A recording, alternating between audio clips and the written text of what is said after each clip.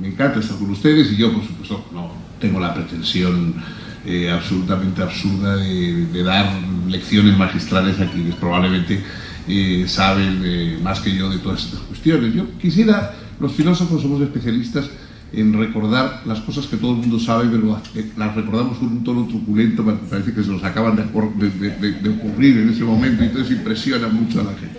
Bueno, yo voy a intentar recordar algunas cosas que me parece que son importantes de la entraña de este mecanismo de la democracia, que a veces despreciamos, pero que inmediatamente que está amenazado echamos de menos muy profundamente, ¿no? Todos los que hemos vivido gran parte de nuestra adolescencia, de nuestra juventud, bajo una dictadura, sabemos la importancia que tiene la democracia, con todos sus defectos, que no ignoramos, con todas sus enfermedades y sus deficiencias.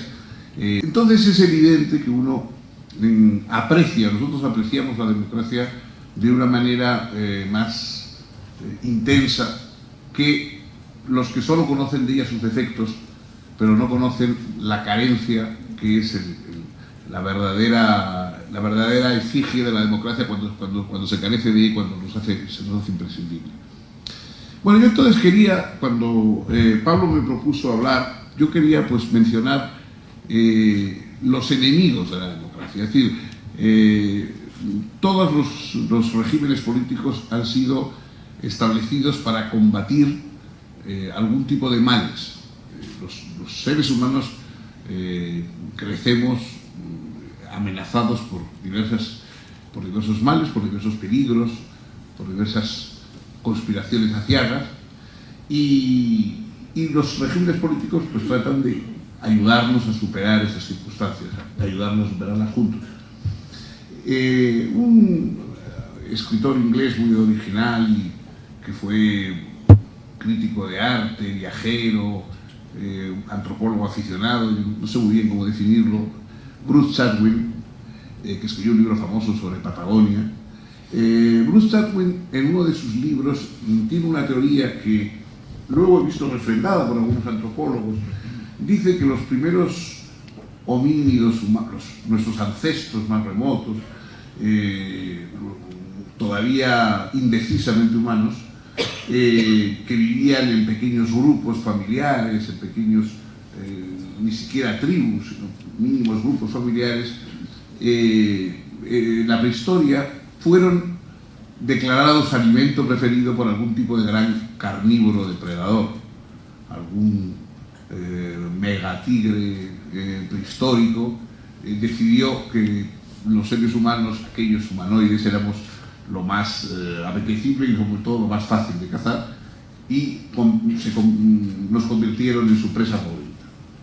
Y piensa Chatwin, los antropólogos, que las primeras sociedades humanas, los primeros grupos humanos, nacieron de la necesidad de unirse contra esos felinos depredadores que nos amenazaban especialmente, y las primeras uniones se hicieron para prevenir ese peligro y para luchar contra ese peligro y evitar ese peligro.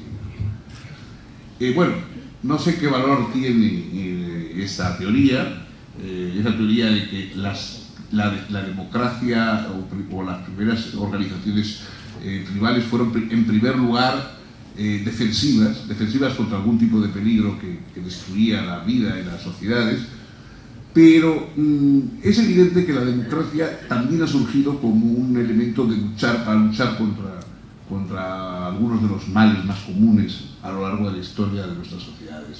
Yo creo que la democracia se instrumenta y a la vez se ve socavada y amenazada por dos enemigos fundamentales, que son la ignorancia y la miseria. La ignorancia y la miseria son los dos enemigos básicos y seculares de la democracia. A la vez, la democracia intenta remediar la ignorancia y la miseria y se ve obstaculizada por la ignorancia y la miseria. Es decir, hay una batalla dialéctica permanente entre las instituciones democráticas para acabar con esos males y entre esos males para destruir el funcionamiento de las democracias. Claro, en cada época, en cada momento, evidentemente, ignorancia y miseria tienen su propio aspecto. En nuestra época, la miseria, bueno, es un mal que no necesita descripción, que no es simplemente las deficiencias sociales, sino que es el abandono de parte de los miembros de la sociedad por el resto. En una sociedad, todos somos, como su nombre indica, socios, estamos ligados por un cierto pacto de lealtad mutua, y el hecho de que gran parte de la sociedad sea olvidada, abandonada, dejada de lado por el resto, es una deslealtad que amenaza el propio funcionamiento de la democracia. La miseria es una profundización de esas radicales distancias que enseguida separan a los hombres por sus capacidades diferentes, por oportunidades que les brinda la vida, por destrezas. Eso agiganta las diferencias entre los humanos hasta que algunos no simplemente se ven separados de otros o distintos de otros, sino que se ven imposibilitados de continuar el juego social como los demás. En nuestra época, la miseria quizás no tiene ya en muchos países el perfil meramente brutal que tenía en otras épocas. Bueno, desgraciadamente todavía en muchos lugares es exactamente el puro abandono, la pura indigencia, la pura ausencia de alimento, de cobijo, etcétera, etcétera. Pero en otros sitios que parecen más sofisticados, la miseria es la radicalización brutal de la desigualdad. Es decir, las sociedades humanas siempre han tendido a mantener un cierto equilibrio, una cierta igualdad dentro de las diferencias. Por ejemplo, la democracia en Grecia, bueno, pues evidentemente tenía personas, digamos, de un nivel económico mucho más alto que otros, y de hecho había intentos de remediarlo, ¿no? En Grecia, por ejemplo, a los más pobres se les daba un subsidio para que pudieran asistir a la eclesía, para que pudieran asistir a la asamblea común donde se reunían y se discutía la democracia. Se partía de la base de que si alguien estaba tan preocupado con su subsistencia día a día, no podría ir a discutir asuntos públicos en la asamblea, y se consideraba que era imprescindible que todo el mundo tuviera la posibilidad de ir a la asamblea. Esa era la democracia. Todos, en una democracia, todos a la vez somos gobernantes y gobernados. De ahí la importancia de la formación y de la educación en las democracias. En democracia hay que educar porque hay que formar gobernantes. Y si no se forman sus gobernantes, pues naturalmente tendremos que padecer las consecuencias, ¿no?, de la ausencia de conocimiento por parte de quienes van a tomar decisiones. El economista y sociólogo canadiense, pero que trabajó en Harvard gran parte de su vida, John Kenneth Galbraith, en uno de los últimos libros decía: todas las democracias contemporáneas viven bajo el temor permanente a la influencia de los ignorantes. Y es verdad, es decir, los ignorantes tienen voto, los ignorantes toman parte de las decisiones como los demás, pero los ignorantes pueden bloquear las medidas necesarias y en cambio apoyar a los demagogos, pueden obstaculizar, digamos, un desarrollo normal de la convivencia, muestran incomprensión ante soluciones complejas y en cambio una aceptación acrítica de visiones milenaristas y lo que ustedes quieran. Es decir, la ignorancia a la que se refiere Galbraith no es, por supuesto, la ignorancia en el sentido científico del término, ¿no? Todos somos mucho más, todos ignoramos muchas más cosas de las que sabemos y bueno, para eso está Wikipedia y Internet y todos ya nos enteraremos de los datos que no sabemos, ya nos iremos enterando. La ignorancia a la que se refiere Galbraith es la ignorancia de quien no sabe expresar de manera inteligible sus demandas a los otros, de quien no sabe entender o comprender las demandas que otros hacen de manera inteligible, la persona que es incapaz de persuadir o de ser persuadida, que son los elementos básicos y fundamentales que existen en una democracia. la educación democrática, aparte de fomentar destrezas laborales y otras capacidades técnicas, científicas, se basa en crear ciudadanos capaces de persuadir y de ser persuadidos por los otros. Cosa que no es tan evidente como parece, ¿no? Yo provengo de un país que la gente tiene a gala ser impermeable a los razonamientos y a la persuasión, ¿no? Y eso es además un motivo extraordinario de orgullo, ¿no? Hay gente que dice, yo pienso lo mismo que a los 18 años. Señal inequívoca de que ni a los 18 años ni ahora ha pensado nunca nada, ¿no? Y normalmente es que se le ha metido una idea en la cabeza como esas moscas que se meten en las botellas y zumban dentro sin lograr encontrar la salida, ¿no? Pues, bueno, hay gente que esa mosca que se le ha metido en la cabeza lo confunde con una idea y se adhiere a ella con el entusiasmo del profeta, ¿no? Bueno, evidentemente el cambiar de opinión, el ser flexible ante el razonamiento no solamente no es humillante, sino que es el mayor galardón de los seres racionales. John Maynard Keynes, el economista, en una entrevista que le hicieron en una ocasión, el periodista muy vehemente le decía al profesor Keynes, parece mentira, usted hace 2 años sostenía una postura completamente diferente a lo que dice ahora, proponía una solución diferente, recomendaba unas medidas distintas, ¿cómo puede ser eso? Y tal. Y le dijo Keynes, pues tiene usted razón, ¿sabe lo que ha pasado? Que me he dado cuenta de que estaba equivocado. Y yo, cuando me doy cuenta que estoy equivocado, cambio de forma de pensar. ¿Usted qué suele hacer en esos casos? Bueno, pero este es el... evidentemente, todo esto, es decir, se lo digo porque no son cosas espontáneas, es decir, la capacidad de ceder ante una reflexión y de exponer reflexiones no es simplemente una cuestión de que haya gente que es tolerante y razonable y otros que son intransigentes, no, es que hay que formar a la gente, que hay que desarrollar esa capacidad, que hay que recompensar socialmente la capacidad de reflexionar y de transformar las opiniones de acuerdo con razones, ¿no? Y yo creo que eso, si eso no ocurre, es decir, si las sociedades se enquistan en un pensamiento fijo, en dogmas, en razones que no se pueden discutir, esto es sagrado, esto no se puede tocar, etcétera. Yo por eso creo que parte de la democracia esencial es el laicismo. El laicismo no es simplemente algo que afecta a la religión, afecta a la forma de relación de los humanos con las ideas. Es decir, los laicos son aquellos que no convierten una idea, que puede ser debida a la sensibilidad de cada uno, a ideales más o menos no fundamentados en razones, sino fundamentados en aspiraciones, en deseos, en anhelos, que son respetables, pero que son intransferibles, como la mayoría de los anhelos de cada uno. El verdadero laicismo es quien separa esos ideales y esos anhelos personales de excelencia, de trascendencia, etcétera, que son evidentemente aceptables, de aquellos que puede compartir con los demás y que están basados en razones comprensibles por todos, ¿no? El problema es que esos deseos de trascendencia, esas aspiraciones, digamos, más o menos religiosas, tienen un carácter distinto para la persona que tiene una mentalidad laica, democrática, y para el fanático. El problema del fanático es que el derecho a tener creencias de orden religioso o semi-religioso, el derecho a tener creencias, que es evidentemente un derecho inatacable de cada cual, no es el deber de tener creencias. Es decir, para el fanático las creencias no son un derecho de cada cual, sino un deber de todos.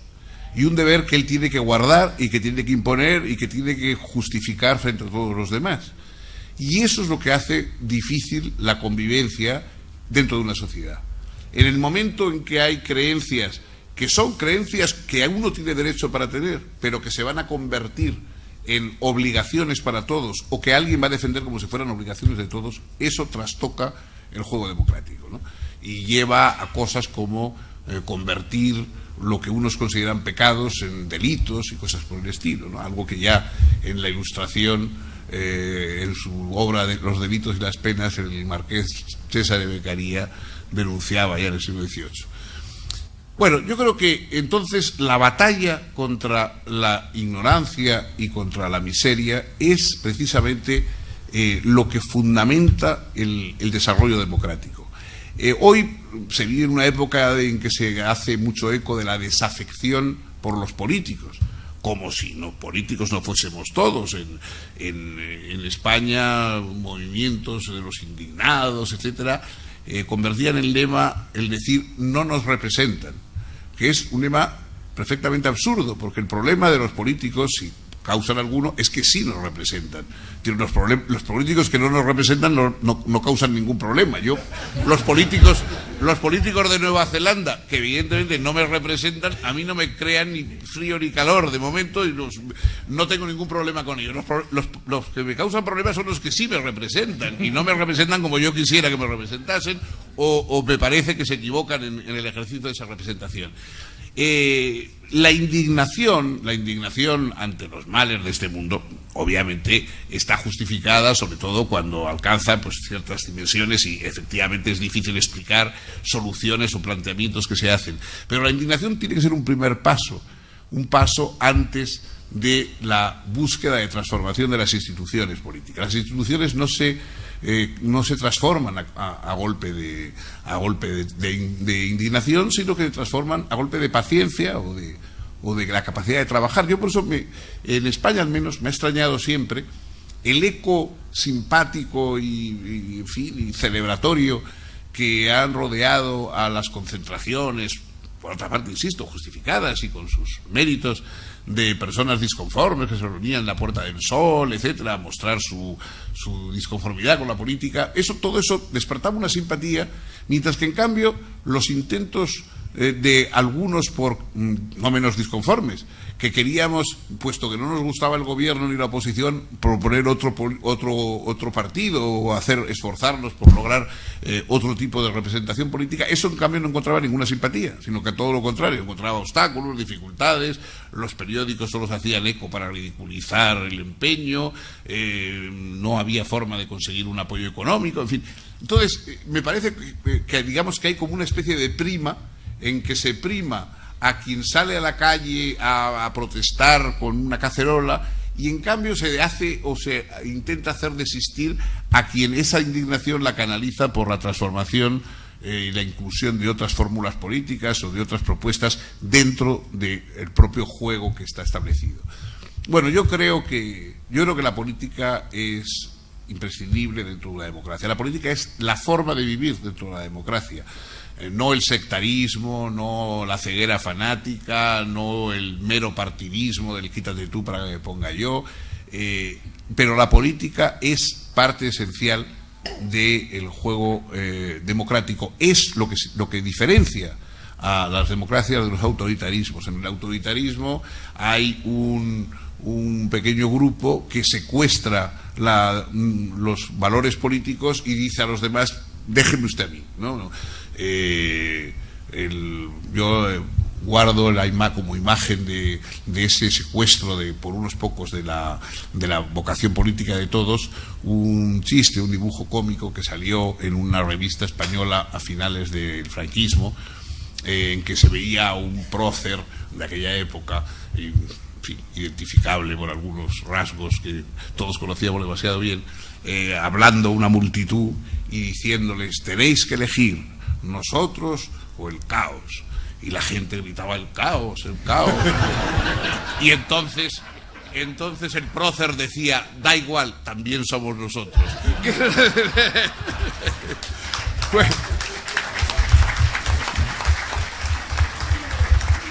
Bueno, es verdad que efectivamente entonces ese es el secuestro de la política, cuando los mismos que son el caos son también la solución del caos. Ellos fabrican, digamos, las circunstancias para poder solucionarlas luego. Bueno, yo creo que hay que buscar alternativas entre ellos y el caos. Yo creo que no es obligatorio entrar en ese juego. Creo que la democracia tiene futuro, y sobre todo quiero creer que tiene futuro porque eso nos implica a todos. Constantemente, y a mí ahora, pues amablemente, cuando me hago tantas entrevistas en estos viajes, la gente me pregunta: ¿y qué va a pasar con la crisis? ¿Y qué va a pasar con no sé qué? ¿Y qué va a pasar? Y yo trato de decirles que los seres libres nunca se preguntan qué va a pasar, sino qué vamos a hacer. Yo creo que la pregunta de la política no es preguntarnos qué va a pasar, sino...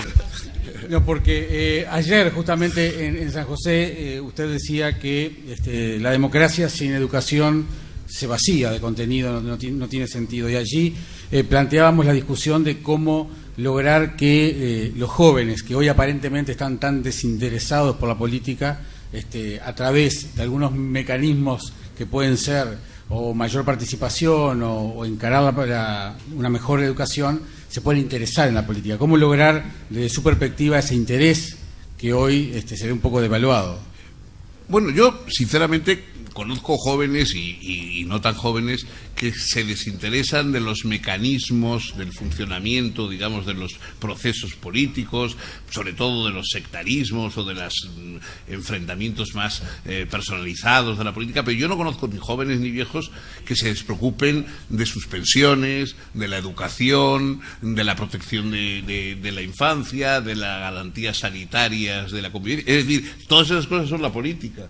Entonces yo no creo que un joven, por ejemplo, se despreocupe de si tiene posibilidades laborales o no, si va a tener derechos laborales o no los va a tener. Yo creo que todas esas cosas importan a los jóvenes. Lo que no relaciona es esas preocupaciones suyas con lo que están haciendo en este momento determinadas personas que ocupan cargos públicos en sus debates, que a veces son debates que parecen de una puerta cerrada entre ellos y no alcanzan a la sociedad.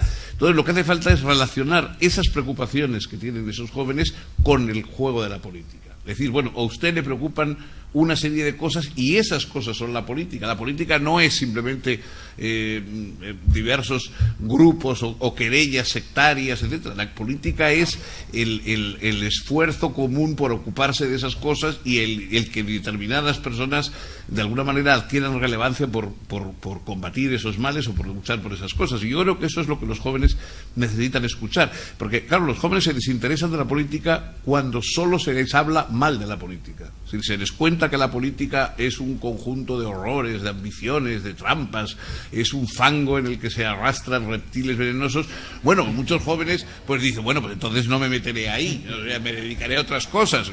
Es natural. Yo creo que esa visión tan derogatoria y general de la política, pues claro, no hace estimularse a nadie.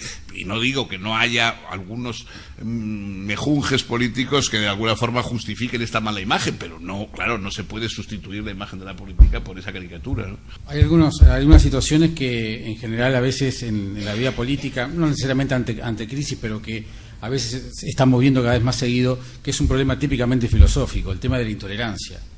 Cuando no se aceptan, por ejemplo, posiciones intermedias, solamente los extremos.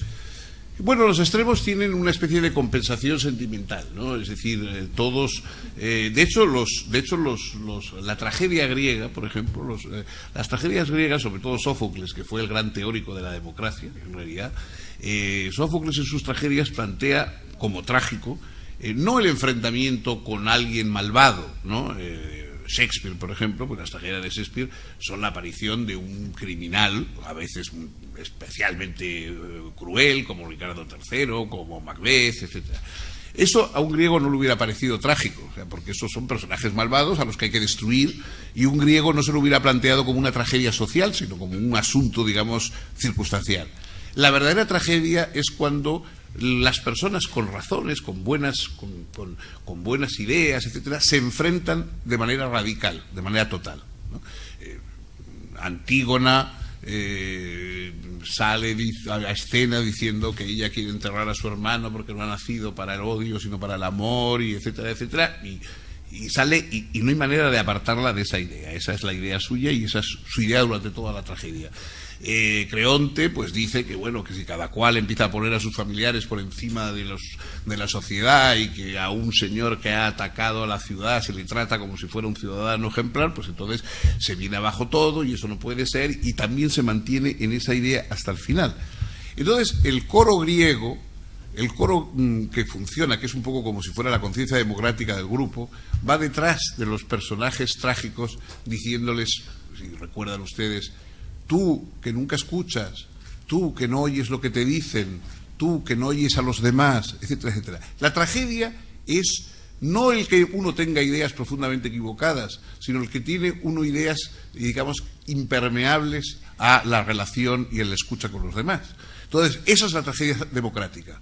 La tragedia democrática, claro, Aristóteles cuando comenta la tragedia lo dice, ¿no? Ante el planteamiento del personaje trágico, todos primero sentimos una identificación positiva, ¿no?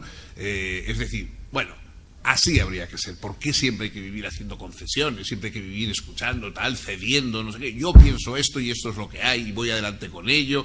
Y eso, digamos, es lo que nos hace simpático de pronto al protagonista trágico. Pero luego, dice Aristóteles, después de eso, la tragedia despierta a fobos, el miedo. Es decir, ¿qué pasaría si todos fuéramos así?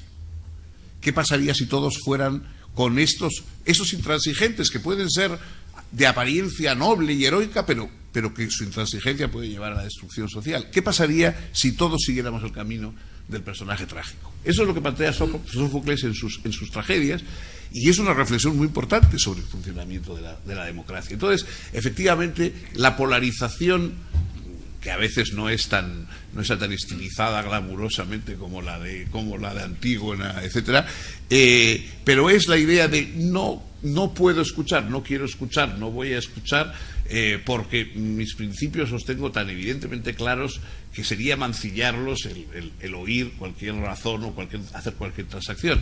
Claro, eso lleva a enfrentamientos y sobre todo lleva a una especie de hemiplegia mental. Es decir, o sea, hay personajes que hablas con ellos y dicen, a este solo le funciona una parte del cerebro, la otra no. No hay forma, ¿no? Uno trataría de golpear así, llamar, a ver si hay alguien en la otra parte del cerebro, porque esa parte no funciona, está como completamente bloqueada, ¿no? Usted hablaba hoy de la participación, de la importancia de la participación, y bueno, en este siglo XXI nos estamos caracterizando por la comunicación a través de mecanismos electrónicos, la informática, las nuevas redes sociales. La comunicación entre la dirigencia política y los ciudadanos ha cambiado mucho. Sin duda. ¿Hacia dónde va?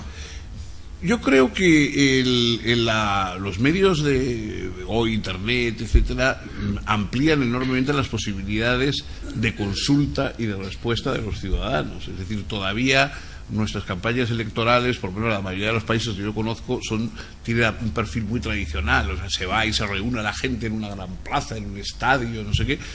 Hoy el aula verdadera, el ágora auténtica donde la gente se reúne es delante de la pantalla de Internet. Entonces podría ahorrarse bastante dinero, en vez de llevar a la gente a esas grandes concentraciones, hacerles llegar los mensajes y escuchar sus sugerencias a través de las páginas de Internet. Y eso ya cada vez está viendo más. Ha sido decisivo en la campaña de Obama y en otras campañas. Yo creo que cada vez más la batalla política no va a ser una batalla de pegar carteles en la calle, etcétera, que todo eso va a quedar un poco como una cosa de tipo más bien folclórico, sino que la verdadera batalla política se va a hacer a través de las redes sociales, de Internet, y eso también exige educación y lucha contra la ignorancia, porque claro, para poder manejar las redes sociales, poder manejar esos aparatos, hace falta también una preparación. O sea, ya quien no está preparado para entender o para leer unos argumentos, para entender unas propuestas, para formular sus objeciones, etcétera, pues está quedándose a rezago de ese desarrollo democrático que hoy brindan los medios de comunicación. ¿Y esos mecanismos a distancia generan más participación? ¿Aseguran más participación? De momento cambian un poco el tipo de participación o de información a los electores y a los ciudadanos que hasta ahora se ha dado. Varía, en ocasiones, pues francamente no hace ascender mucho la participación, pero en cambio quizás en ocasiones no ascienda la participación electoral, pero en cambio hace más continua la participación política en la vida de la ciudad. Es decir, los ciudadanos están constantemente en foros y en debates, aunque a lo mejor luego en el día de la elección propiamente dicha, que después de todo la democracia no es solamente elecciones, como es natural, entonces a lo mejor no suben tanto las tasas de participación en las elecciones, pero en cambio hay una participación mayor en la gestión de lo elegido a lo largo del tiempo, ¿no? Y eso también es importante. Bueno, cerramos esta noche, Pablo, dándole un presente al profesor Sabater, agradeciéndole a todos ustedes la presencia y la amabilidad del profesor. No pretendemos tome.